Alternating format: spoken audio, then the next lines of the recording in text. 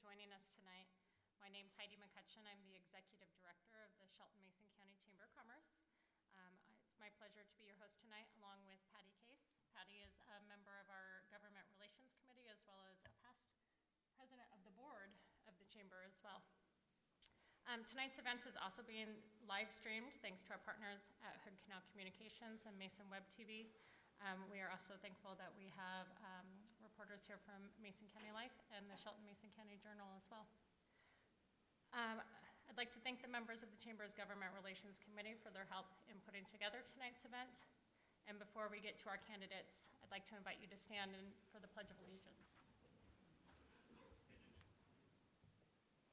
I pledge allegiance to the flag of the United States of America and to the republic for which it stands, one nation, under God, indivisible, with liberty and justice for all. Thank you.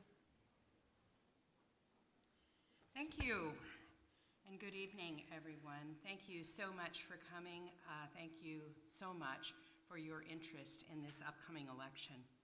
Tonight, we're happy to bring the candidates for City of Shelton City Commissioner of Streets and Public Improvement, Kevin Dorsey and Tracy Moore.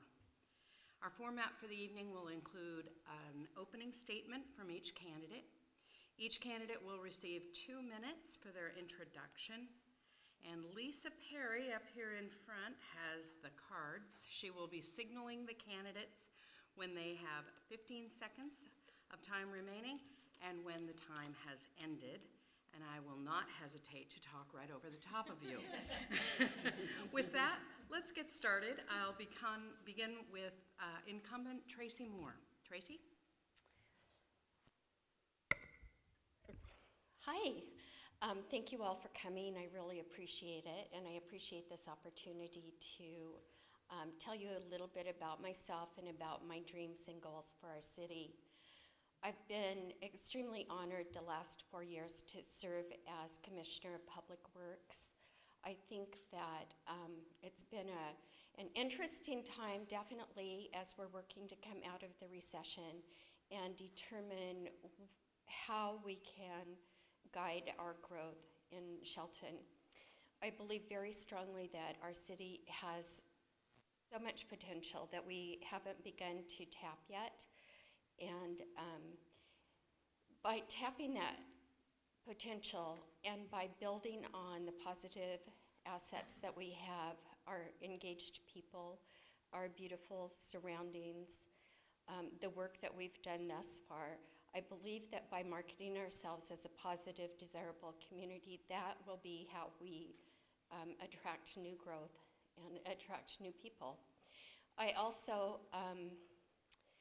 on this election cycle, I'm strongly working towards and advocating for a change in government from a 3-member commission to a 7-member council. I believe that that's what our citizens want. As I'm going around town and I'm talking to the many new people who have moved here and many people who have lived here for ages, it is practically unanimous in my discussions that they want more transparency and more opportunities to participate in our government. And so I'm strongly advocating for that. It will be on the ballot. I would appreciate your looking at the issues and advocating for that as well. Thank you. Kevin. Thank you very much, Heidi and Patty, and the voters out there that have given me the opportunity to be here tonight. Is that from me? No, it was me. I'm sorry. I'm running for commissioner because I grew up in this city. This is my city. My wife and I grew up here and raised our children here, and now our grandchildren are being raised here for the most part. I'm also a business owner for the past 13 years at Rockwell Coffee. After hearing how much in debt the city was, I became concerned, and now I'm in the position because I quit my state job as a maintenance supervisor. I'm in the position to give back to the community that's been good to me and my family. I want to help bring common sense decisions that don't drive us deeper in debt. I want to help Shelton thrive and be a great place that I know it can be. I want to attract and bring businesses and new homes into our community. I will help to restore fiscal responsibility to the infrastructure spending. I want to make sure decisions we make are sustainable. I want to help create the vision for the future of Shelton. Thank you. The following questions will be asked of each of our candidates. You will each have 90 seconds to give your answer.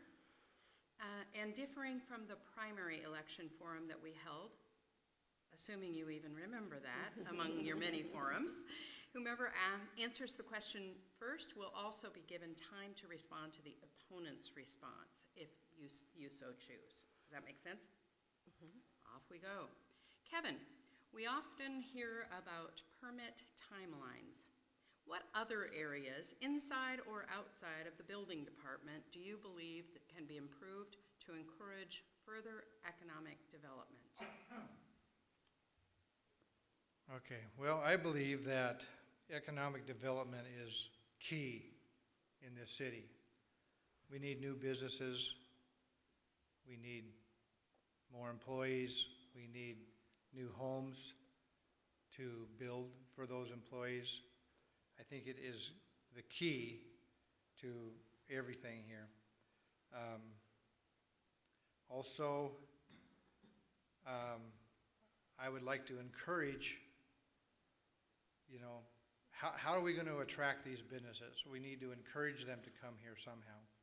And, first figure out what businesses we want, attract them here, and put people to work. I think this is the key to, it's also the key to maybe paying down our sewer rates and to get more ratepayers involved. Thank you. Tracy. Okay, this is the last time I'll move that.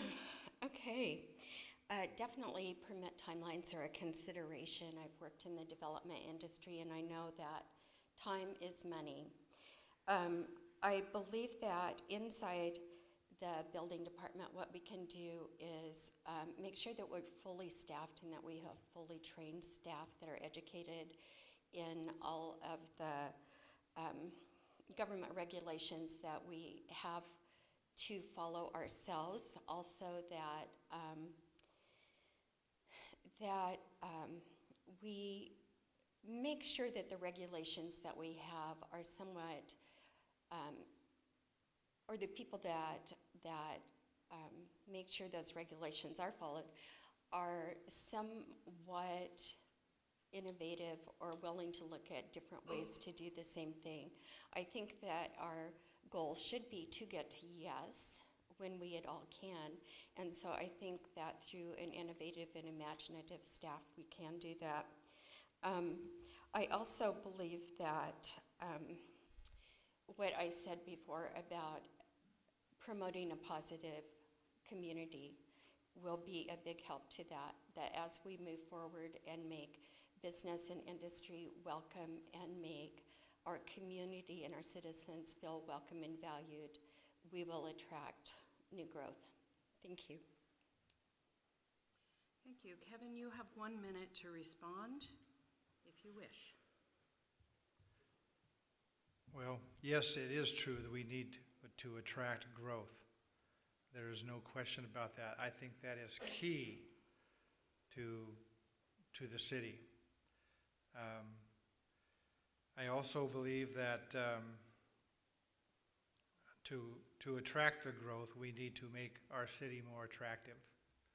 And that's how I think that we need to approach attracting businesses here, is to maybe fix some of our roads, tear down some old, burned down, abandoned buildings, make it more attractive, and possibly even helping new businesses get started in some way. Thank you.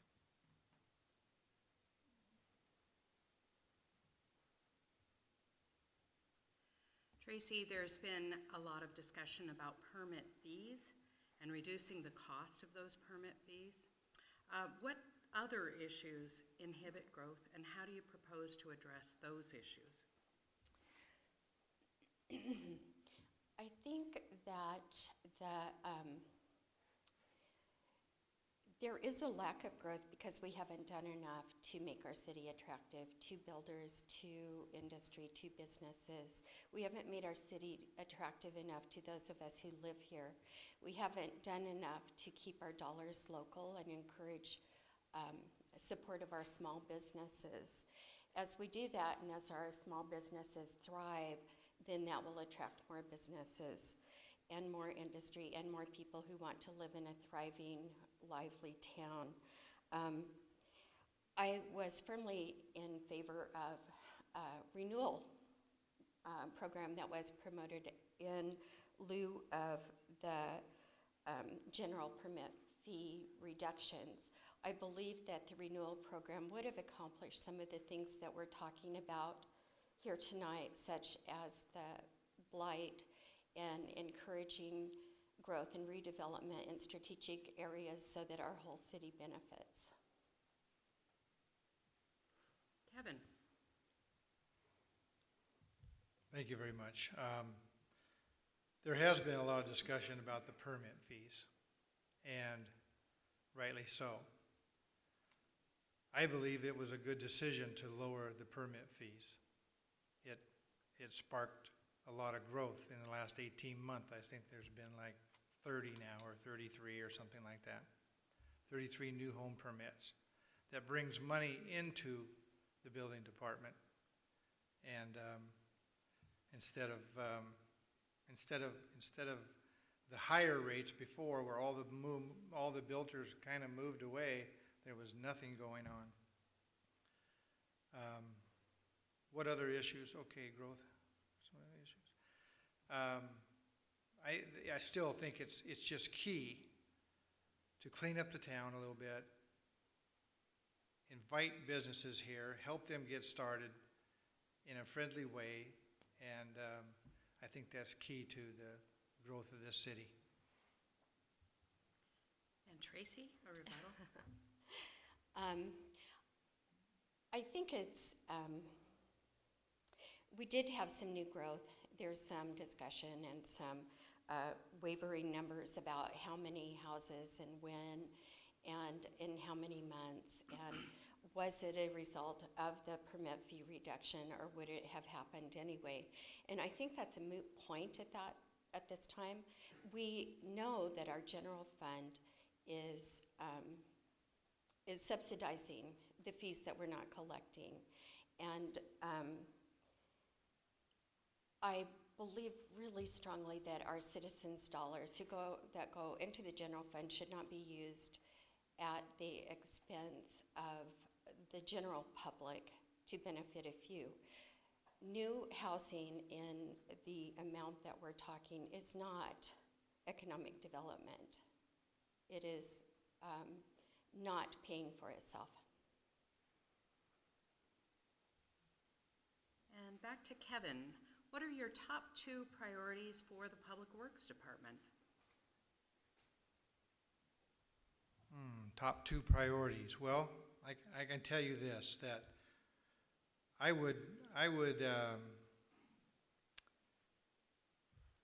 think Craig Gregory is doing a great job at the Public Works Department. I would support him in any way because he is out to save the taxpayers' money. I would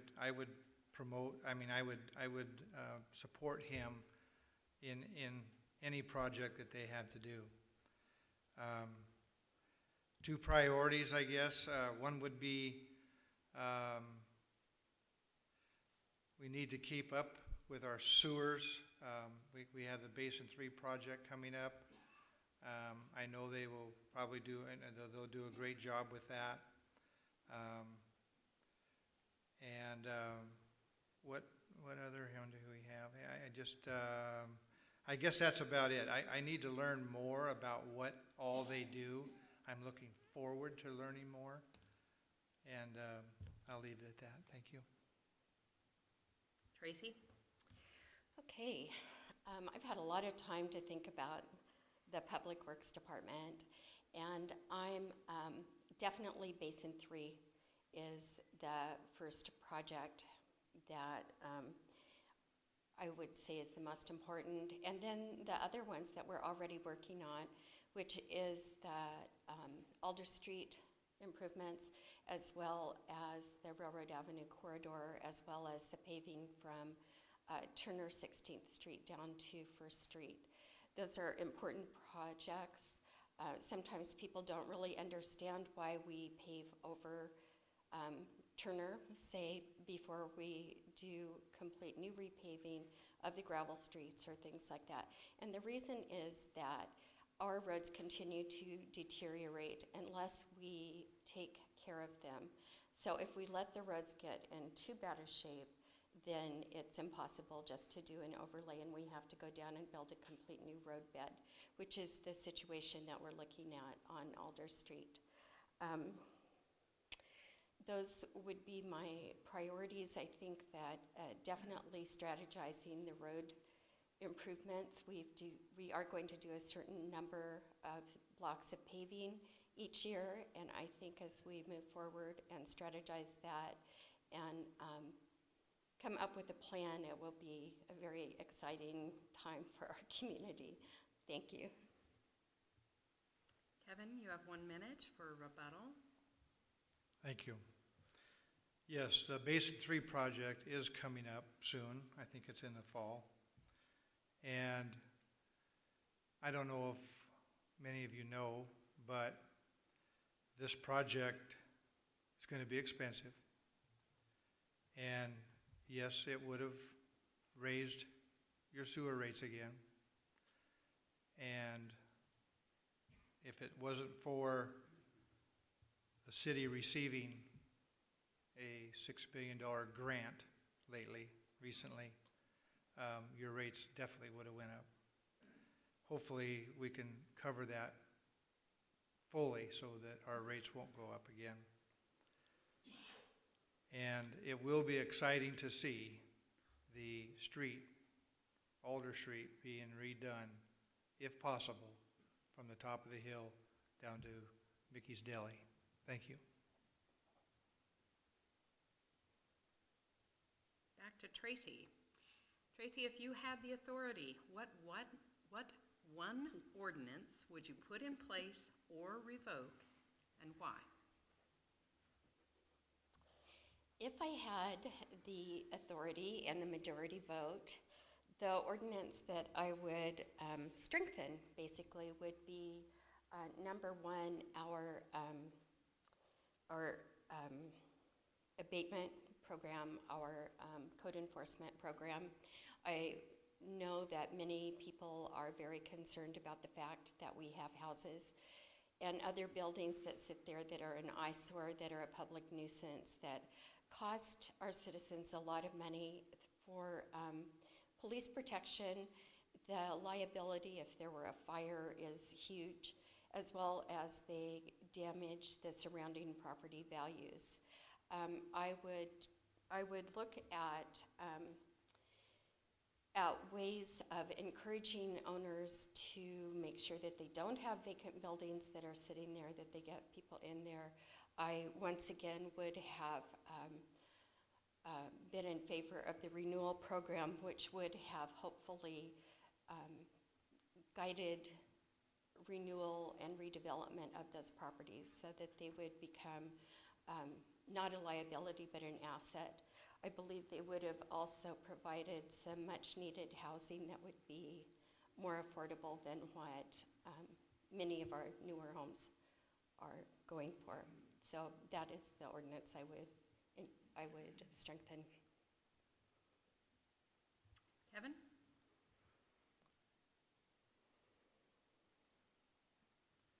I would support almost any ordinance that would improve the health the financial health of our city. And also any safety ordinances, like she was just mentioning, tearing down old buildings that are fire hazards. Like, for instance, the old bowling alley down there across from the fire department, that is a fire trap. Giving some kind of incentives for people to tear them down, maybe build something new would be something I would be in favor of. And Tracy, or rebuttal? Well, I don't really have a rebuttal for that, but I can expand on what I said before, is that working on the Mason County Housing Coalition for the last 3 years, one of the issues that has been identified in our Mason County Health Improvement Plan is the fact that many of our homes are substandard. There are families living in unsafe conditions, which have a strong influence on the students in our schools, especially those who are the very low income. So there again, by strengthening our code enforcement and strengthening our ability to monitor the homes that people are living in and encourage them to be to be fixed, we would be doing a good service for the community, and I do believe that a renewal program would have allowed us to do that, to give funding for those property owners. Thank you, Tracy. Oh, you will interrupt, huh? We now have the opportunity for each of our candidates to ask questions of their opponents, although I will be doing the asking. Each of you will have 2 minutes to respond to the question, and we'll begin with a question that was prepared by Tracy Moore for Kevin Dorsey. Kevin, Tracy prepared this question for you. What 2 decisions made by the commission during the last 2 years do you most disagree with, and why? Do I most disagree with?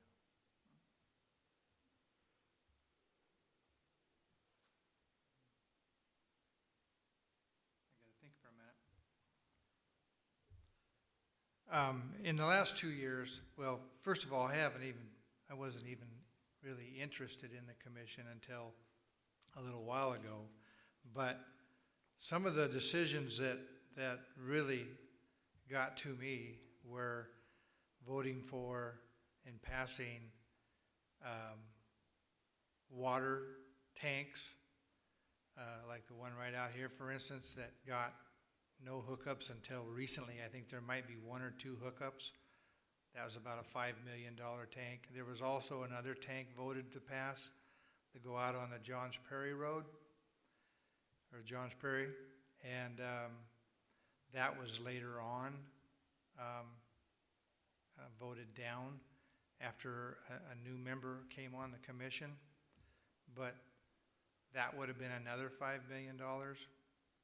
And I also disagree with the water, what was the water pump up on the Angle side, the water pump station was a debacle. It was well, first of all, they were told it wouldn't work. It was going to be about a $500,000 fix, and I think they're into it more than a 1 point something million, and it still doesn't work.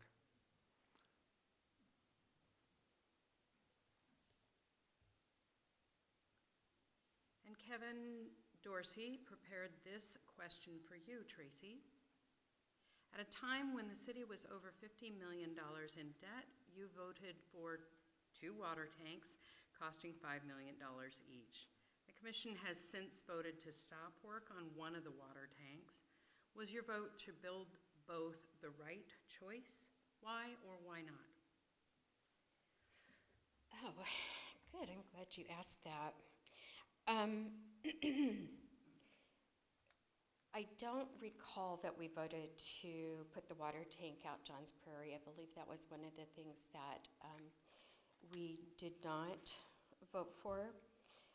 The water tank out here is, it's true there was some confusion in the beginning about that, and we were able to recently get the hookups that we needed to get a over $2 million loan forgiveness for that. That was absolutely the right choice. The water tank is there.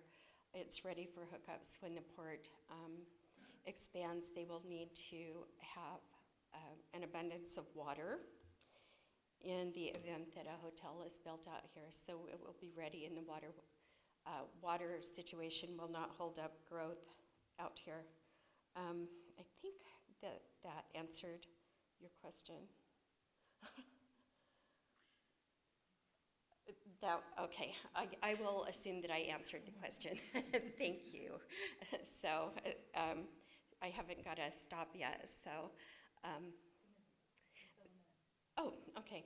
So I will continue on with that. I will say that in the past there have been some decisions that in retrospect maybe we should have looked at a bit more, and that is one of the reasons that I also have come to believe that we do need more members on our council. I believe that more members, more education, more variety of experience, and more opinions would help us avoid situations like that.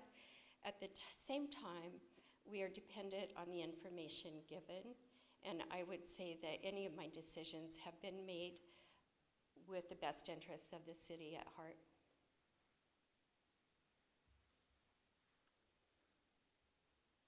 The next question prepared for Kevin by Tracy is, if reduced fees result in not being able to cover expenses in the general fund, where would you prioritize cutbacks?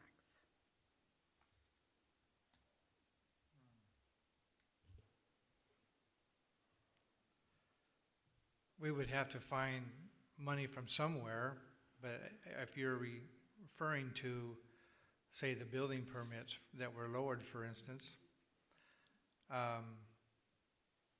there was no loss of money, in my opinion, from lowering those permits.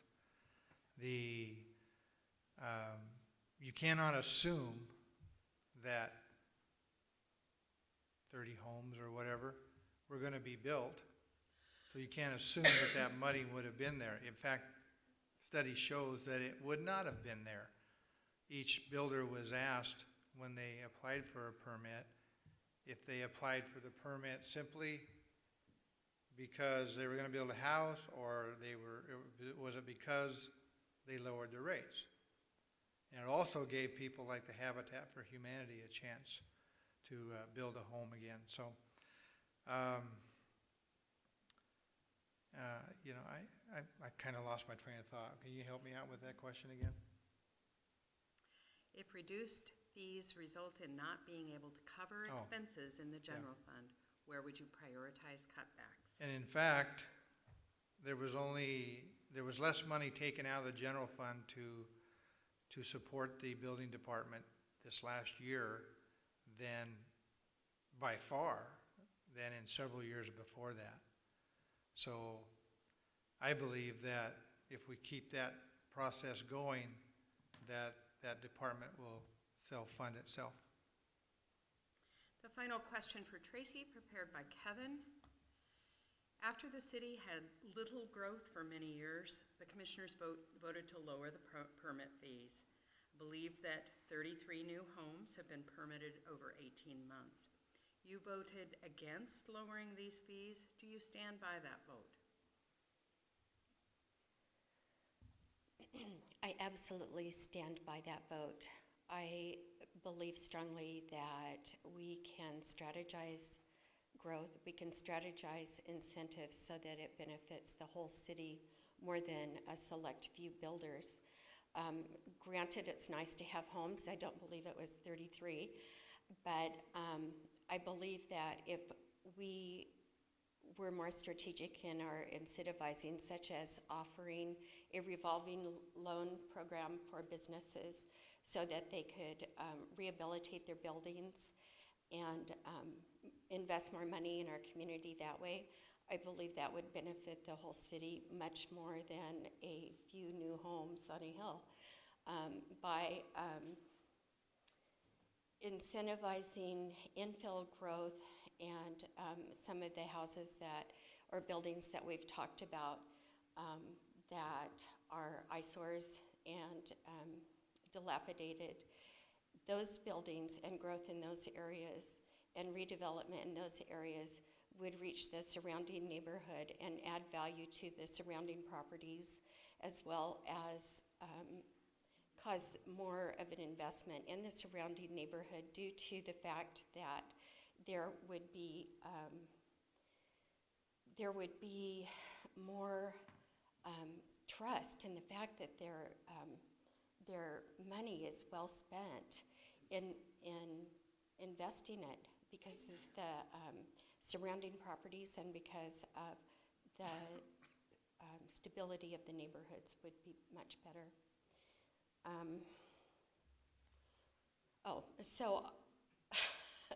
So yes, I stand by my vote. At this point, we'll begin with closing statements. You'll each have 1.5 moments. We will begin with Tracy. Ooh. Stand up again. I will stand up again. Okay, and 1.5 minutes. Once again, I have been very honored to serve as Commissioner of Public Works. My family is all a part of Shelton, and this is our hometown. We've been here now for 30 years, so just passed our 30-year anniversary, and we love this community. My whole family does. I'm going to devote my final statement to the fact that I believe so strongly that we need to change to a council form of government. Our city has a wealth of creative, hardworking citizens who are eager to make this a better place. I think we all want a better place here. Many are searching for ways to have more meaningful involvement in decisions made in our community. I support a more inclusive form of government by changing from the commission form to a council manager form, where leaders can collaborate on ideas and work together, and doing it legally. Right now, if two commissioners get together for a discussion, that is breaking the Open Public Meeting Act. I'm in favor of adjusting the commission's salaries to reflect the current norms for city councils around the state. I believe a more efficient and open government is worth the trade-off. Current leaders should not be afraid to join all the other cities in our state with a more transparent form of government. It is the right and responsible choice. Thank you, Tracy. And Kevin. Thank you. Again, thank you for inviting me here tonight. I spent most of my working life in general contracting, home renovation, and new home construction, and floor covering. I just retired as the construction maintenance project supervisor at WCC after about 12 years or so. I'm also the owner of Araco Coffee, a small business here in Shelton for the past 13 years. We can no longer borrow money for projects that don't work or we don't need. We need to attract new businesses into our city and help them thrive and be successful. We also need new families coming into our city. New business and new homeowners means increased supporters to our community who will buy locally, pay taxes, and help build a strong city. I also believe this is the best way to reduce sewer rates is to get more ratepayers. I'm dedicated to creating a long-term vision for the economic development, making Shelton a vibrant, thriving community, and restoring fiscal responsibility to infrastructure spending. Thank you. Thank you to both of you, and let's give a round of applause for our candidates.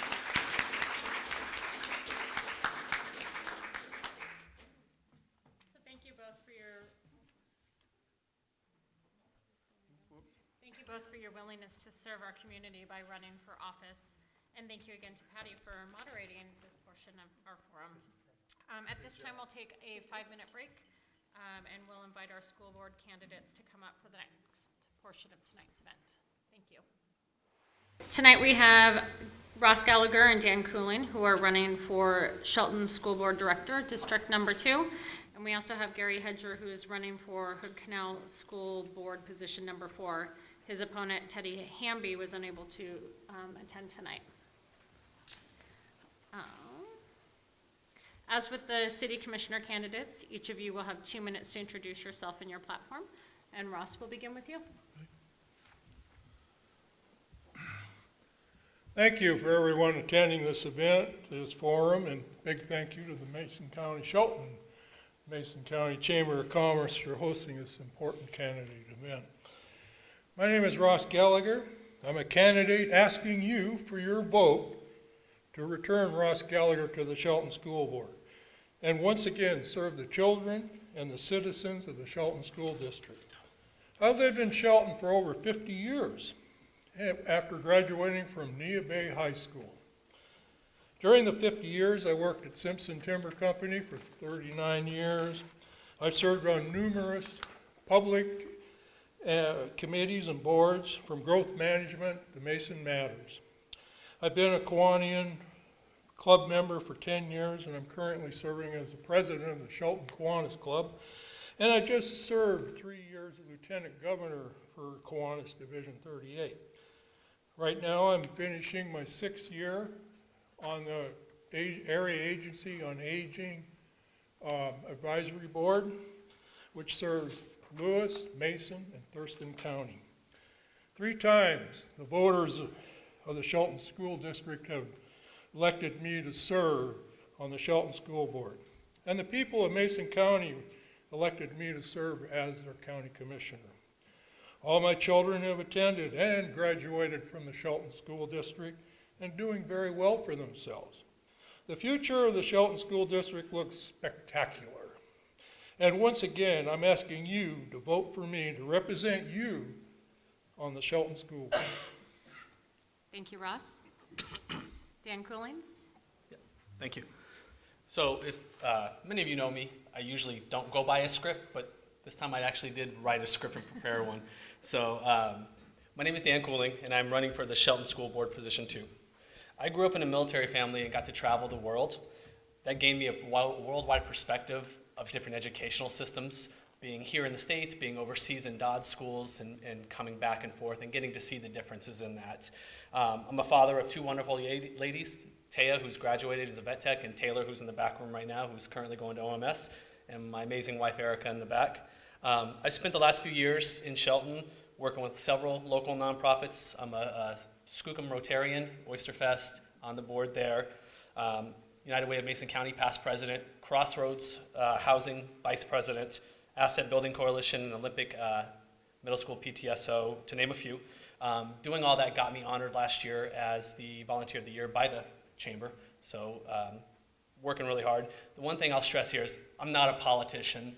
I'm not going to say the right things all the time. I'm not going to come out and have canned responses for most things. I'm a father. I have 2 daughters that go through the school system who have a large amount of friends. I'm in touch with a lot of the kids, and I listen to them. I talk to them. I ask them what's going on in their school, what makes it better for them.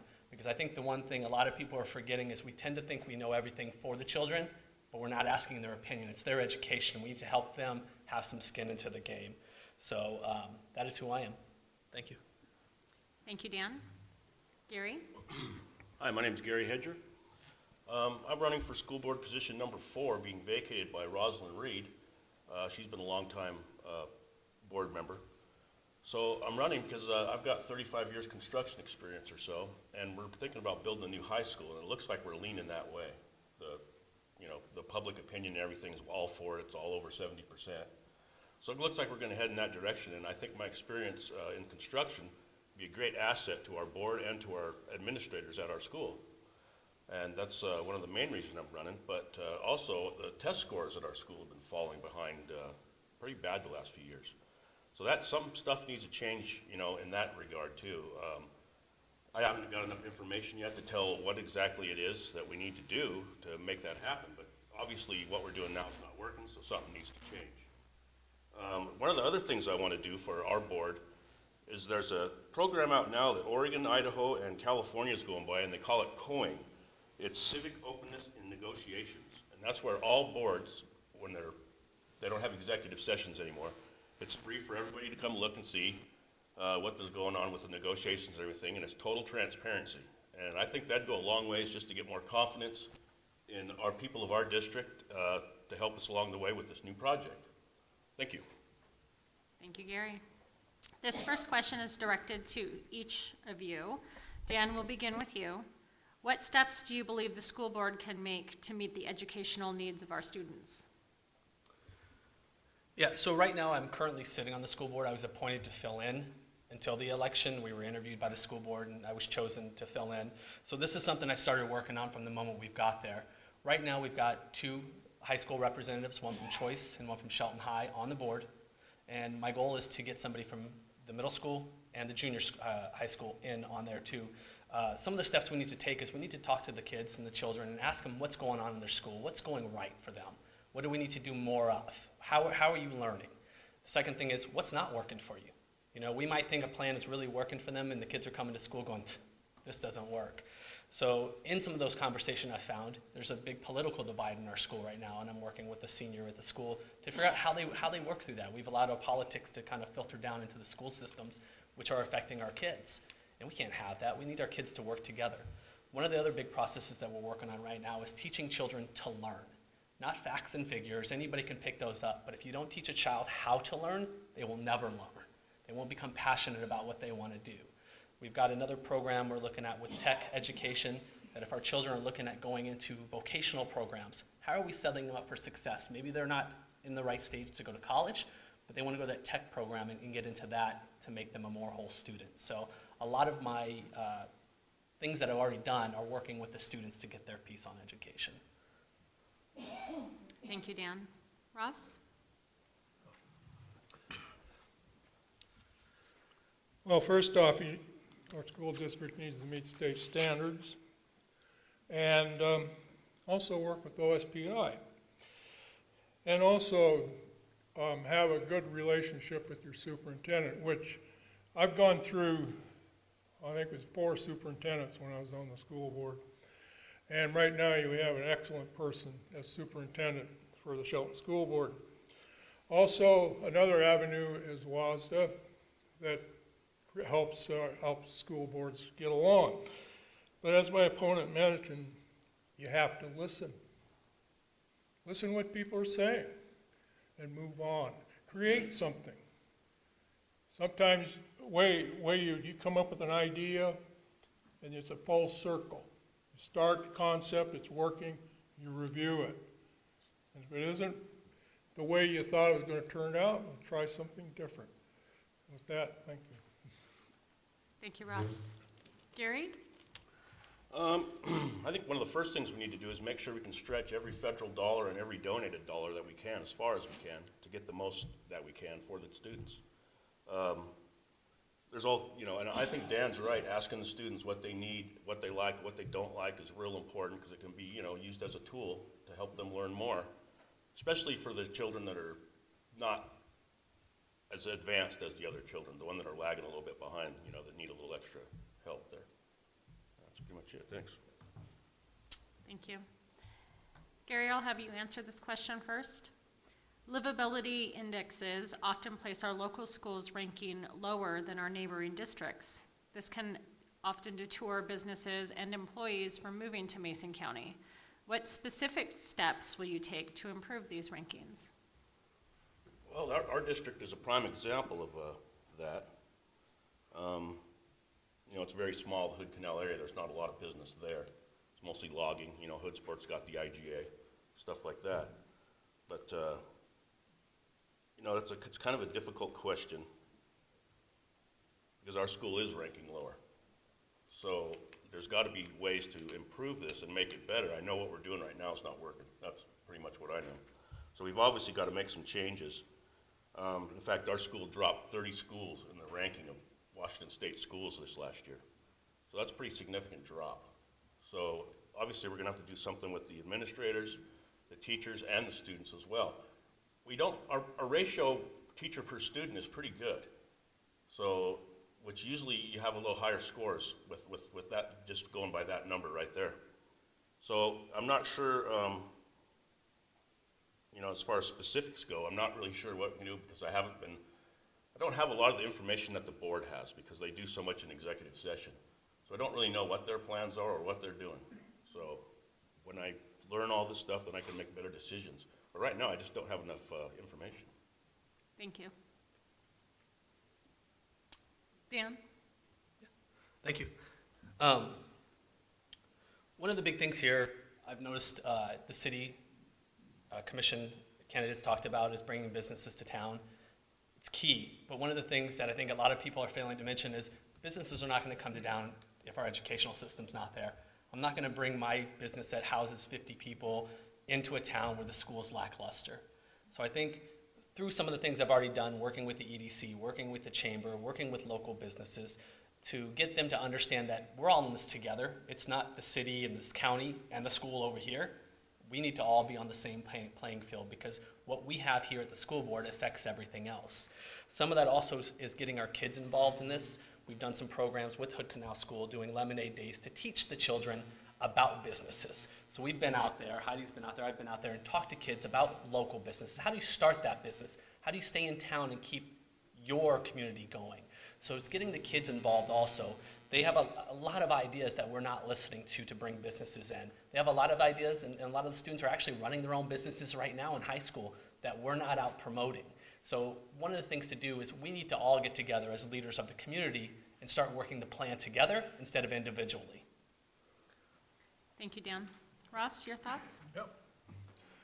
Well, one of the unique features of the Shelton School District is we got 4 non-highs, or 5 non-highs.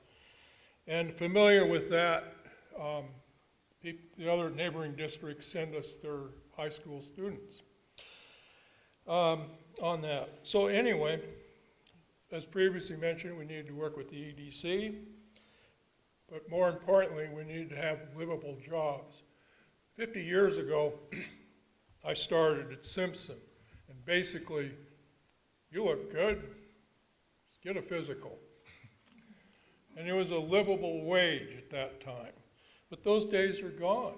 You kids need to have a post-high school education to succeed on things. Another thing is happening, Mason County has the highest transit workers, you might say. Go to Bremerton, go to Olympia. We need, like I said, we need jobs to keep people in town. This is a good product right here. She left, came back. So anyway, that's my answer. Thank you, Russ. Russ, this question will go to you first.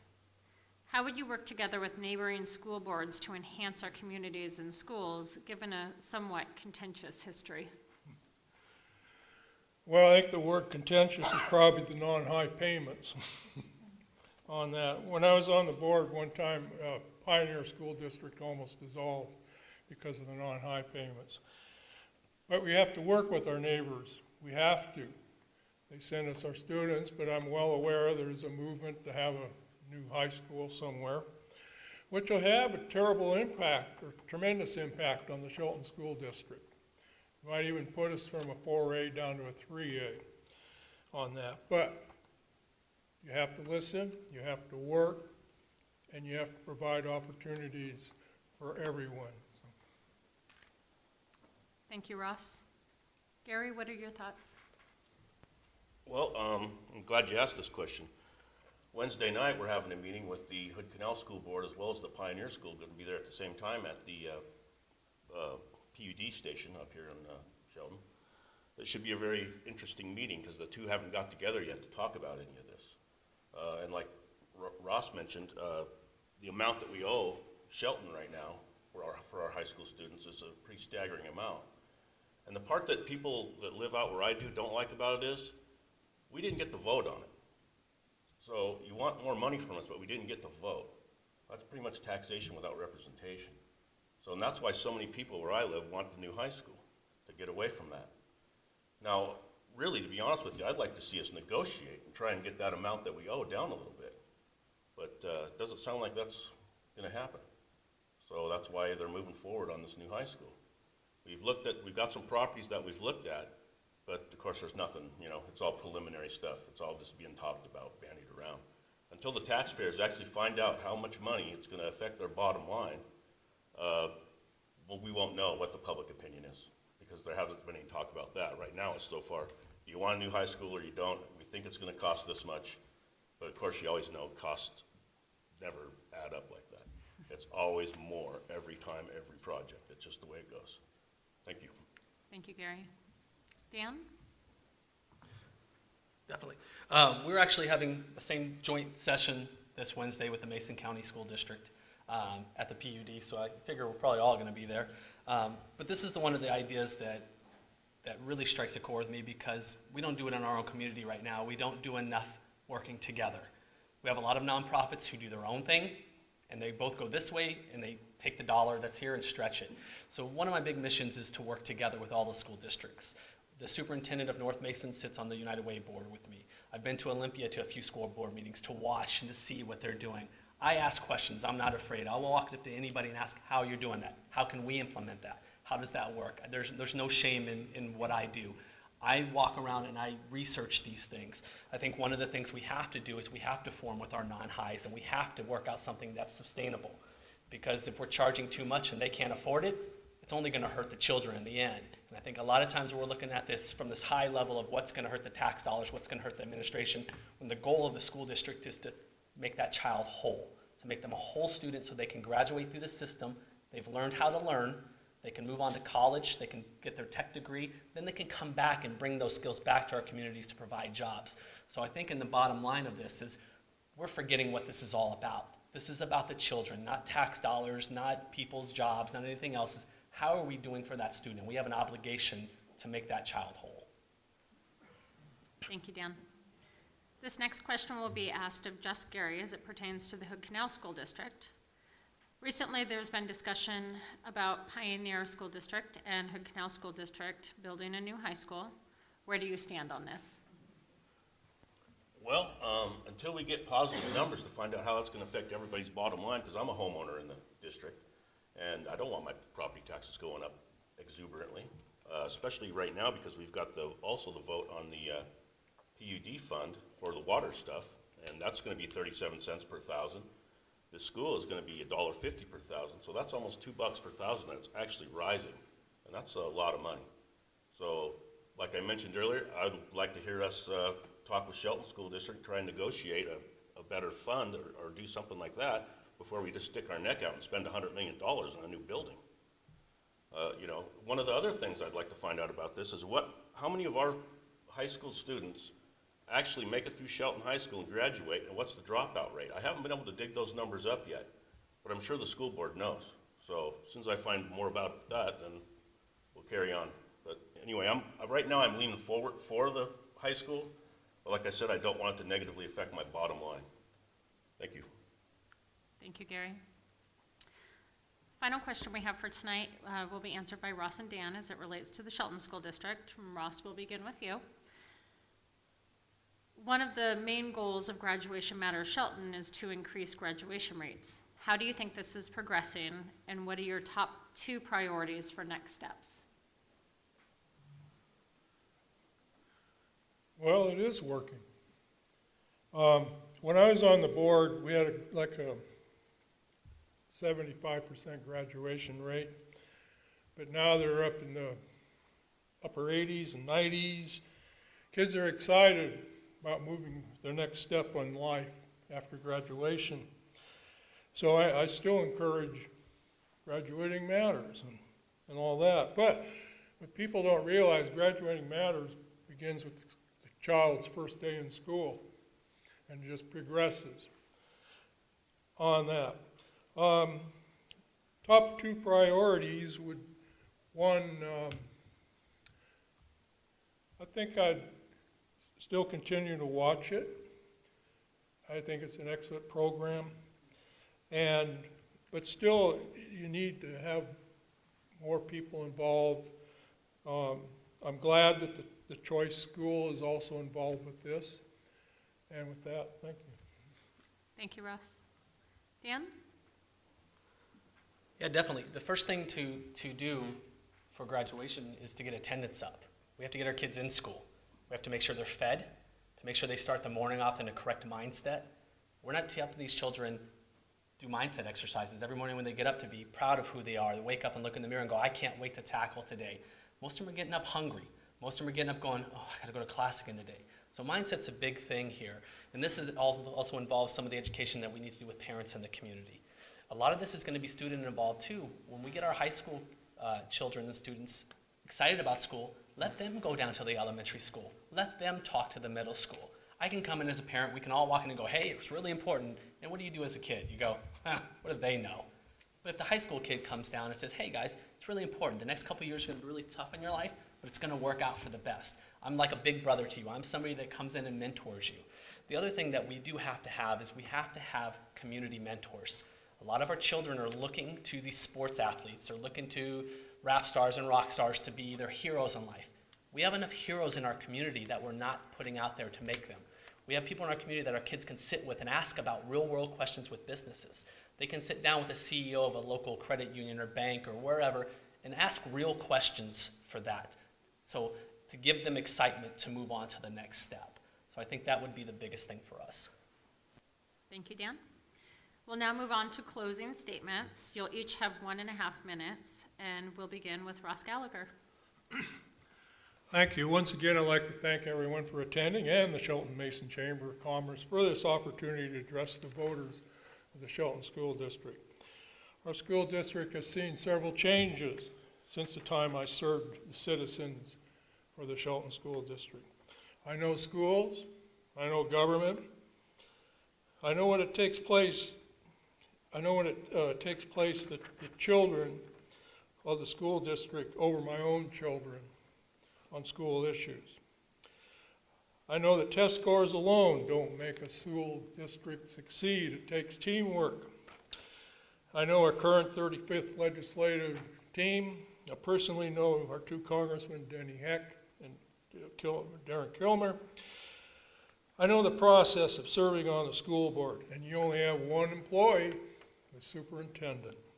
I know I'd be responsible to update school policy, and like my competitor says, I'm not a politician. Well, politicians write policy. And pass a budget for the next year that adequately funds the school district. I know how to build schools. Together we will enjoy seeing the new buildings of the Shelton School District. I hope you remember my name, Ross Gallagher, and with your vote, we will make the Shelton School District one of the top school districts in Washington State. So thank you. Thank you, Ross. Dan Cooling. Thank you. So in closing, if anybody knows anything about me, very passionate about the things I get involved in. I like to win. I don't like losing. When we were with United Way, when I was president, we had the biggest United Way Day of Caring in 50 years. And now they've moved on to every year with that. With all the other organizations I put 110% in it. Most of these organizations I've held back a little bit this time because school board is my main focus here. I haven't been in town forever. I've lived here since 2004 and recently been working in the community. But I've heard rumors of the old school board and things that would happen where coming to meetings and you're getting yelled at as a constituent back and the school board didn't want to talk to you and the schools were in struggle. I'm very open. My personal phone number's on my business card. It's on my that. You can call me anytime. I've had meetings with teachers. I've had meetings with parents in the community. I've had meetings with students that tell me things that's going on. Very accessible. Very 21st century thinking. I want our children to thrive and to be all that they can be. That's why I do all I do. The last 6 months on the school board, that's all I've done. I was able to get 1,000 books from the school that they were going to throw away that we were given to kids that were less fortunate and didn't have books. Those are the kind of ideas I've done for the past 6 months while I've been on this board and before that. So these are the things that we're going to continue to do going forward. And I appreciate your vote. Thank you. Thank you, Dan. Gary Hedger.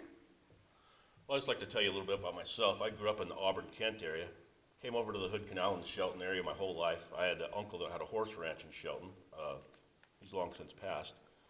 But we always came here, always loved it here, and I told my parents one day I'm going to live out by the staircase. And the opportunity arose, and we took it about 18 years ago.